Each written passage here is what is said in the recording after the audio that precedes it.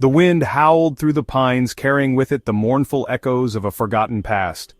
Daniel Crowe had never believed in the old stories his grandmother told, tales of spirits that roamed the land long before settlers came, guardians and horrors that watched from the trees. But that was before he came back to the reservation. Before the nightmares started.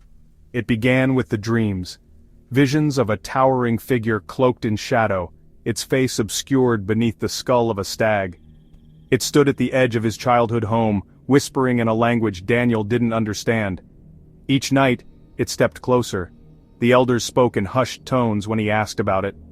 They warned him to stay inside after sundown, to never look into the forest when the wind carried the sound of chimes.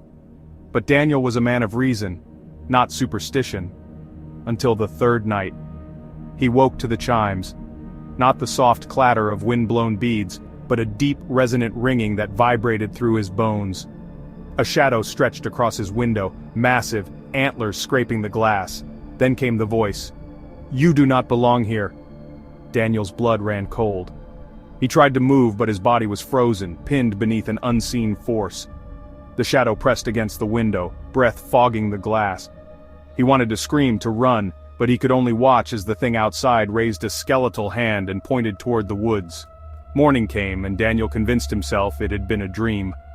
But the footprints outside told another story. Hoofprints, impossibly large, leading from the tree line to his window. The elders told him he had angered the Night Stalker, an ancient spirit that guarded sacred ground. It did not welcome those who had forgotten their ancestors, those who had abandoned the old ways. Daniel laughed it off, but their warnings burned in his mind. That night, the chimes returned. Daniel never left the reservation again. Some say they still see him wandering the woods, his eyes vacant, his footsteps silent. Others whisper that he is gone, that something else wears his face now, waiting in the trees for the next outsider to come home. Like and subscribe for more.